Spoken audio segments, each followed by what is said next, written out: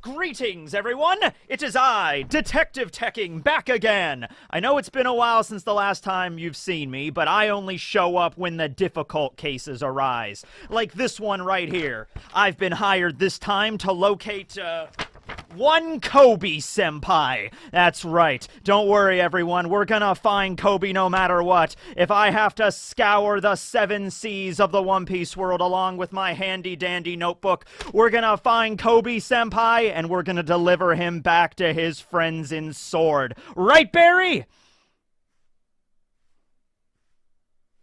Okay, well, I can only find one person. It's either Koby or Barry. You need to pick. I'm only one guy, for God's sake. Alright, what's going on here? Oh, boy. Did he finally quit? Did he finally get enough with the fact I've been paying him in M&Ms? Oh, by the way, it's not Detective Tekking. It's actually just me. Whoa, right, crazy, huh? Okay. Dear Tekking, after careful review of my contract, I have discovered I have several unused vacation days. He has vacation days! I therefore have decided to take a sabbatical from my job of sitting on the edge of your desk and looking into a camera. I will keep you updated on my travels and when or if I shall return. I don't like the if I shall return part on there, but whatever. In regards, Barry D. Brick. Wow, you know, Barry has some very impeccable penmanship for not having hands, or arms, or appendages of any kind, or any mobility. Yeah, pretty crazy. Anyway, okay, I guess Barry's on vacation, which means congratulations, plant guy. You get bumped up a notch. Everybody gets knocked up a notch. It now goes to Perry the plant, and then the bee, and then a bunch of other random characters. Anyway, what was I talking about again? Oh yeah, I'll take the case. We're finding Koby. Go to the video. Yeah, okay, I don't know if you guys noticed it as of late, but there's been a lot of moving parts in One Piece, right? Like, we don't know what's up with Vegapunk right now, we don't know what's going on with Sabo, we don't know what's going on with Koby, you know, so, I don't know, all these characters, they're probably just dead. There you go, case closed. Vegapunk's actually dead, it's been a robot that's been building stuff for, like, the last 200 years. Koby's probably dead, Sabo's probably dead, I mean, all of the Leloucia Kingdom got nuked, so, yeah. Would that be weird if that's just the way Oda took it? Just like, oh no, all those characters are dead. Moving on to the final saga of One Piece. We're not playing around here. Okay. So, yeah, no, Koby is probably still alive. A little bit of an interesting thing that happened to him, though. So, he got sent to the island of Amazon Lily in the Calm Belt in an attempt to bring in Boa Hancock since the warlord system had been abolished. What Koby and the other Marines did not expect to happen was Blackbeard, one of the Yonko, to arrive to also claim Boa Hancock's power, the love fruit, for himself, okay? So, Blackbeard shows up, the Seraphim are there, they're fighting against Blackbeard. It seems that Blackbeard was able to defeat one of the Seraphim, because the Seraphim of Mihawk attacked Blackbeard, and he was, like, really shocked by it at first, like, whoa, what's this? But at the end of the day, he was able to get past the Mihawk Seraphim and get into the city of Amazon Lily and grab Boa and almost steal her ability, whatever mechanism that is that he actually has to do to steal a devil fruit power from her, okay? So let's just not overlook that for a moment. I mean, his ability, the Yami Yami no Mi, I mean, the Gura Gura no Mi is powerful enough on its own, but the Yami Yami has so many different abilities, and being able to just draw things into the darkness to basically be stored in like a pocket dimension, and also kind of like crushed by gravity. It's not the same as like Blamenko's pocket fruit. Blamenko being the 6th Division commander on Whitebeard's crew, where he was able to like reach into his little pockets and pull out like giant hammers and stuff like that. This is like a pocket dimension too, but it like crushes everything and destroys everything that's sucked inside of it. So he did that with Bonaro Island in that town, so he absorbed the entire town and then used liberation, which, you know, liberated all of the houses and the wood and everything, but it was completely destroyed when he brought it back up, okay? So he could have easily just drawn the Seraphim into that, you know, pocket dimension and crushed it, and then, you know, the Mihawk Seraphim, I mean, they might be able to be rebuilt for all we know. We're not exactly sure what's up with them yet, but Blackbeard was able to make it past one of them. So then he's holding Boa up by the neck, and Koby's there, and you gotta have have, like, feelings for Koby at this point, because he's just like, I don't know what to do in this situation. All the other Marines they've been stoned by Boa's power. I'm the only one left. Yonko Blackbeard is here holding up Boa. Like, I don't know what to do in this situation. So Koby attempts to, like, mediate it as best as he can, I guess. And he's just like, all right, let's all calm down here, I suppose, right? And Blackbeard says something very interesting to Koby. He looks at him and he says, Koby the hero, Zehaha. I really appreciate you helping me out at the Rocky Port incident. Without your assistance, I wouldn't have been able to take out Wang Zhi and claim the Hachinosu for myself. So that right there kind of explains that there's a little bit of a history between Koby and Blackbeard involving the Rocky Port incident. We don't really know much about what happened at the Rocky Port, other than the fact that Law was purportedly the mastermind behind that event, and also Ochoku, or Wang Zhi, used to be the ruler of the pirate paradise Full-Lead Island, the Beehive, and then at some point Blackbeard overthrew him, and this was somehow the assistance of Koby was able to make that happen, okay? So the real big shocker is when Rayleigh showed up in that chapter, and he's like, okay, everybody just calm down. And he was taking out his sword, and just with the reverberations of his mighty haki, and just also his reputation as the Dark King Silvers Rayleigh, the right-hand man of the Pirate King himself, Blackbeard, you know, was just like, everybody on the island kind of just like, all right, I guess, you know, party's over, Rayleigh's here, Dad is home from work, okay, we're just gonna go to our rooms now, you know, that's basically the situation.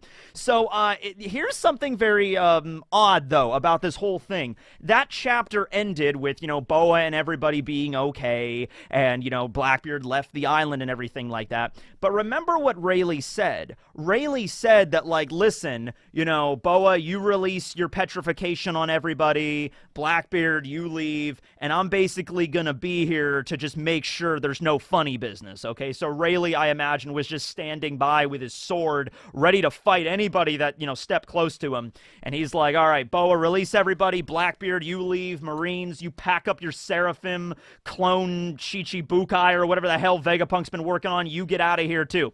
So it seemed like everything should have went perfectly fine with Rayleigh there. Boa and her sisters were able to make it out of it okay. Boa still has her Devil Fruit power. Blackbeard left. The Marines left as well. There were really minimal casualties in that whole event, except Koby was abducted by Blackbeard and taken somewhere, purportedly back to the Hachinosu, and it's like, okay, well, how the hell would that have happened if Rayleigh was the one that was standing there kind of keeping a watch over everything? You know, Blackbeard go this way, you know, Marines go this way, Boa, you go back home or whatever. How did it, you know, happen where it's like Blackbeard's like, all right, I'm leaving, Zehaha, but I'm taking Koby first, and then they just leave, you know, like, would Rayleigh allowed that? Now, it's not like Rayleigh has any particular, like, connection to Koby or well, a little bit more for Blackbeard just because he used to be on Roger's crew. Roger's crew used to fight against Whitebeard's crew, so maybe a little bit on that front. But yeah, I don't think there's really any connection between Rayleigh and Koby, but still, it would be a little weird that, like, Rayleigh would just let Blackbeard do that or whatever, right? The implication was they all just went their separate ways. So I guess there's two possibilities here involving Koby going with Blackbeard. One was that, you know, it's the same as the front page news story. He was captured. He was abducted, okay? It was against his will to go with Blackbeard, okay? Now, this could have either been in, like, the sense of Blackbeard literally just grabbing Koby or using his darkness powers to, like, you know, grab Koby and then just drag him off to the Hachinosu. It could have been direct like that. It also could have been, like, some kind of ultimatum. Maybe Blackbeard gave Koby something along the lines of just like, Zehahaha, you better come with me, Koby, or else I'll eliminate Helmeppo. You know, it might have been something like that, like, you come with me back to the Hachinosu, or I'm going to kill your friends, or something like that, or there's something else that he could loom over Koby's head, and Koby decided, like, fine, I'll go with you, you know what I mean? Could have been something like that.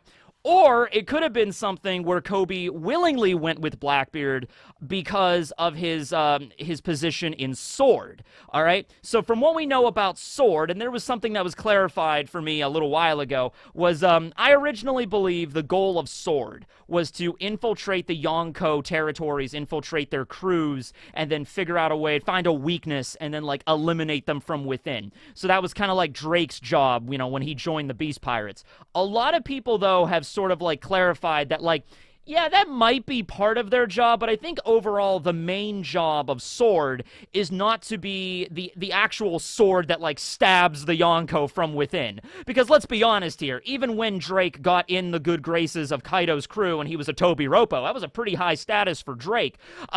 Drake had no real way to, like, you know, assassinate Kaido or anything like that. We know from what Beiji attempted to do at Totland, like, assassinating a Yonko, even if you have a really well thought out plan, because Beiji and the Fire Tank Pirates and, you know, Caesar and everybody, they had a really good plan. Actually, the dub of those episodes is out right now. I was just watching them the other night, of the Tea Party and everything like that, which is crazy. We're already up to that point in the dub.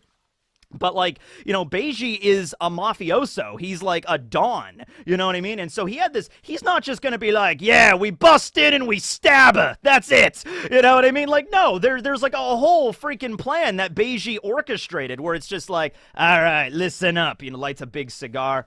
So the old broad hangs out in this table, right? And she's got this big portrait of her mom, Mother Carmel. So what I'm thinking we do is we break that portrait, she loses her shit, and then we take out these KX Poison RPGs and we launch them right at the old bat.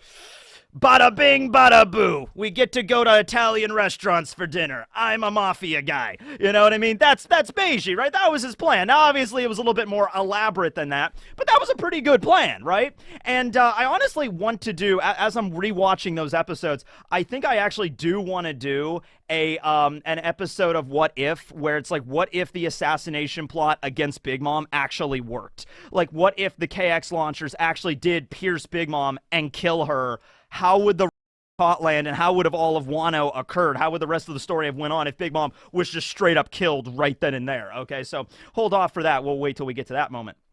But anyway, yeah. So it's really difficult to kill a Yonko, so I don't think Drake, working by himself, by the way, there was like no other SWORD members in the Beast Pirates. It was just Drake working on his own pretty much. I mean, I guess you could say Drake's original pirate crew was also part of the Beast Pirates. I'm not really sure if his crew were in on the fact that he was a member of SWORD or if they were just going along with the idea that he was a pirate. Not really sure, but they weren't really that powerful. We don't even know any named members of Drake's crew. So therefore they wouldn't have been much help. So yeah, I don't think Drake would have been able to be like, yeah, Kaido, he goes to bed at exactly 10:45 every night and drinks some sake. That's when I'll sneak into his room and, like, hit him over the head with a board with a nail in it. Like, I don't know. Like, how would have Drake assassinated Kaido? It wouldn't have happened. So the idea is SWORD is not so much for assassination. It's more of just intelligence gathering information on the Yonko, reporting it back to SWORD, to the Marines, and then maybe they could figure out a better way to, like, you know, working together to bring down the Yonko or something like that, just to keep tabs on them. That makes a lot more sense. So if that's the overall goal of SWORD, does Blackbeard know that Koby is working for SWORD? I don't think he does, because SWORD is a very, like, you know, reserved Black Ops sort of operation, you know what I mean? Not a lot of members and not a lot of people know about its existence. So Blackbeard probably just thinks that Koby is just a run-of-the-mill Marine captain, maybe with a little bit more skill, but nothing really all that crazy to, you know, write home about or anything. So what if Koby took this as an opportunity? He's like, well, Blackbeard's here. That really kind of, like, you know, throws a wrench in the operation. We didn't plan on Blackbeard being on Amazon Lily, but this is sort of an opportunity where SWORD can get, maybe I can end up, you know, in Blackbeard's crew or working alongside Blackbeard because he already kind of trusts Koby to an extent, and then maybe I could get some intel on Blackbeard and report it back to, you know, Drake or Prince Groose or whoever, you know what I mean?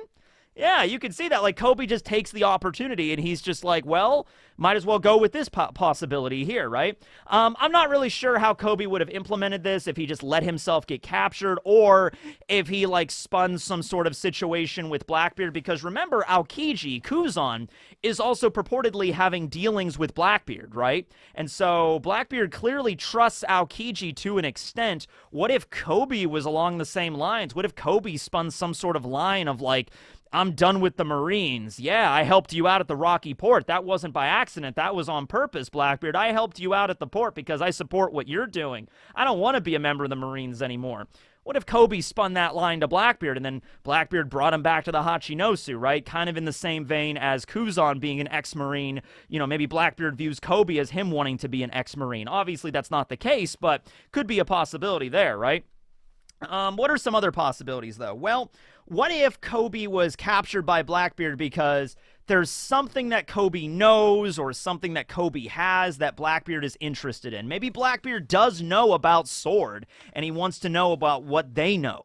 You know, because if the whole point of SWORD is to gather intel on the other Yonko in order to bring them down, if Blackbeard's aware of that, he's going to capture Koby and be like, I want you to tell me everything you know about the other Yonko. Zehahaha! All their weaknesses, everything, where their home bases are, so I can bring them down. You know, I have this idea that, you know, now that, you know, pretty much all the Yonko, the only older Yonko are Shanks and Blackbeard. You know, Buggy is pretty much... Well, Buggy by himself is kind of a non-threat, but when it comes to him working in the Cross Guild, Crocodile, Mihawk, and everything, that is a threat. Luffy, obviously, is a threat, but when it comes to Shanks, I don't think Shanks has to worry all that much about Buggy or Luffy. Shanks would have to worry about Blackbeard. And also, I think it goes on the other side of the spectrum as well, where it's Blackbeard is mostly worried about Shanks. I don't think Blackbeard is worried too much compared to, like, Buggy and Luffy, maybe a little bit, but he's way more concerned about bringing Shanks down. Now that Kaido and Big Mom are out of the picture, it's kind of Blackbeard versus Shanks. So both of those parties are going to try to find out as much as they can about each other, okay? And if Blackbeard knows Koby's a member of SWORD, SWORD probably has intel on, you know, Shanks that the rest of the world doesn't have, so we'll see where this goes there. I also thought, well, maybe Koby having a connection with Luffy, maybe Blackbeard would want to know something about that. Is it public knowledge that Koby and Luffy are, like, really good friends and comrades, though? Maybe Blackbeard could have found out about that, but I'm not really sure if that's the main reason why he brought Koby back with him to the Hachinosu. I'm gonna debunk it being on, like, if Koby was truly abducted, like, if this wasn't part of Koby's plan or anything, like, Blackbeard just, you know, Black Vortex, and just grabbed Koby and left, there has to be a reason for it, right? Or, I mean, it could just be, like, Blackbeard was impressed with Koby's strength at the Rocky Port. By the way, what happened at the Rocky Port? I mean, we don't know yet exactly, but I have an idea, and it's basically like, okay, what if it's not so much like Koby and Blackbeard working together, because that makes zero sense. What if it was a situation where, yeah, Ochoku ruled over the Hachinosu beforehand, and then there was something that happened there, and that was the Rocky Port, and then Koby showed up and fought against, you know, Ochoku and Wang Ji, the same person. And what if, you know, Koby and the Marines weakened Wang to the point where after the Marines left, Wang was sort of defeated, but still retained the island, and then all of a sudden Blackbeard showed up and sort of performed mop-up duty. He was like, wow, because you and the Marines were able to take out the majority of Wang Ji's forces and weaken him, I was able to swoop in and take the Hachinosu for myself, Zehaha! That makes a lot more sense, and also it makes, like, Koby feel even worse, because Koby is lauded as the hero of the Marines for saving the civilians during the Rocky Port incident, purportedly. That's what he did. That's why he has, like, the medal on his Marine jacket and stuff. That's from the Rocky Port, I would assume.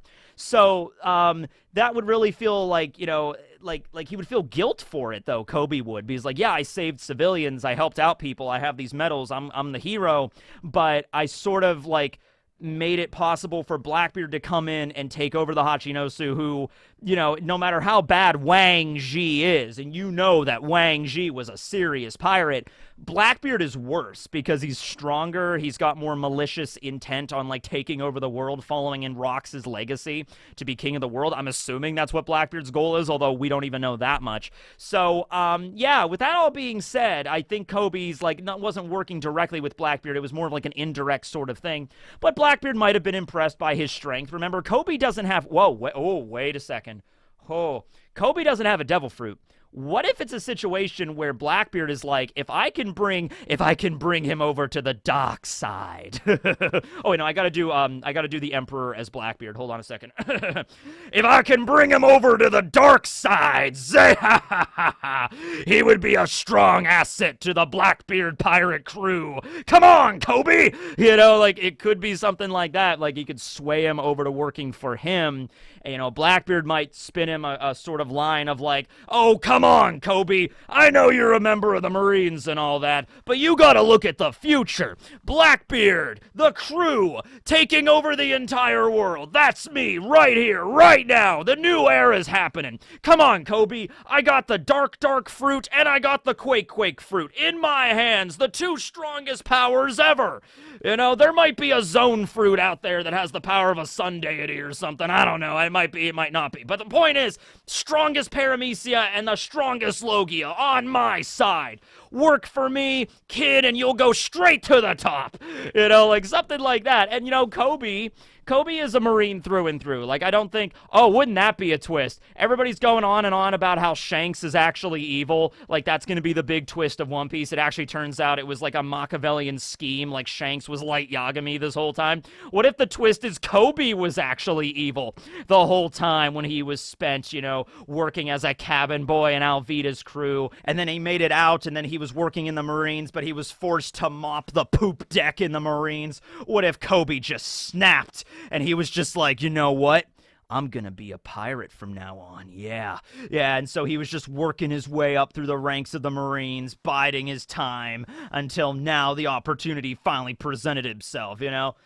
I doubt that would be the case, but that would be the real twist of the One Piece world, right? Koby's actually evil. Nah, he's not evil. Also, the fact that the other members of SWORD, you know, most notably Helmeppo, have no idea what's going on right now. So if this was a plan that Koby had, it was a plan he came up with in the last minute. Because, like I said, they didn't know that Blackbeard was going to show up at Amazon Lily. So the Marines thought they were just going to go in and bring Boa into custody, and that was going to be it, right? Lickety split. So Blackbeard showed up. So either Koby was abducted or he had to make a last-minute sort of executive decision here and be like, I'm going with Blackbeard. I'm going with Blackbeard because this is the best opportunity for us to have somebody inside of his crew and know what's going on. And he didn't have time. You know, Helmeppo was stoned. He didn't have time to tell him, like, hey, Helmeppo, you know, I'm going with Blackbeard's crew. Helmeppo being stoned was just like, yeah, all right, that's really cool, Koby. You go do that, bro. Now, obviously, he was petrified, right? So he didn't have time to tell anyone. He didn't have time to write a note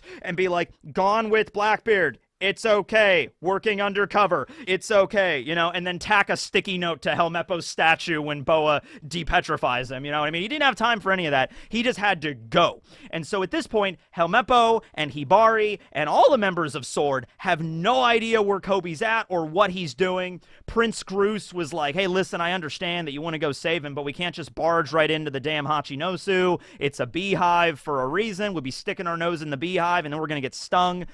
Prince Groose also mentions we don't know anything about where Drake's at right now. So it might be a situation where, considering you have to remember, Drake specifically contacted Koby at Wano, it might be the thing where Drake might be like in command of this little unit of SWORD, and then Koby might be like his second in command, like his vice captain, okay? And so if that's the situation, what if it's like, okay, chain of command goes, you know, Drake at the top, but we don't know where he's at right now. Koby went missing, and now I guess it's Prince Groose that might be at the top right now. So that might be a situation anyway.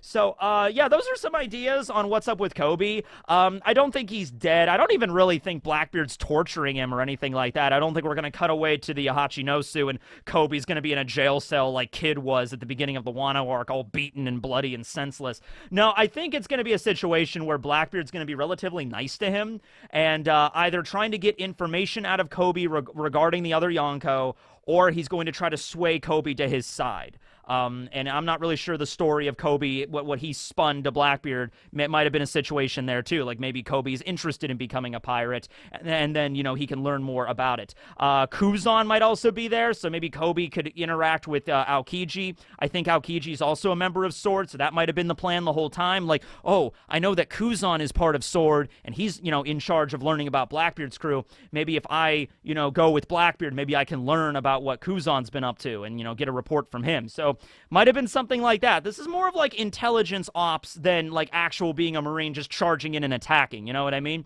And also, I mean, Koby can handle himself. I mean, yeah, he doesn't have a devil fruit, but he has really good observation hockey. And, you know, he can fight. He knows the Rokushiki and all that stuff. You know what? I was thinking about this the other day. Would I want Koby to get a devil fruit at some point in this story? And I really don't think so. I really like it when characters, like, in a world where there's a power system that's, like, mystical or magical, I like it when there's characters that are strong enough even without that power system. And I think Oda balances that very well in One Piece. Well, maybe not so great, but, you know, we have characters like Shanks, no devil fruit, super powerful. Roger, King of the Pirates, no devil fruit. Super powerful, no devil fruit. So enough. There's enough really powerful characters in the One Piece world that have risen to the highest ranks in this world and have no devil fruit, right? So I really like it when there's characters like Koby as well that are able to handle themselves and fight without a power like that. I would really not like Koby to get a devil fruit at some point because that kind of like cheapens it a little bit to me. It's the same reason why like I don't want Usopp to get a devil fruit or I don't want Frankie to get a devil fruit. They're strong on their own merits, being able to counter devil fruit users without devil fruits themselves. In the case with Frankie, he doesn't even have hockey, you know what I mean? So, and he's just a robot, and he's able to fight his way doing that. All right. Well, anyway, thanks for watching the video, everybody. This has been Detective Tekking, and now we're going to go to the monkey facts. So now we're going to learn about monkeys. Yes. You got the funky monkey facts with Tekking101.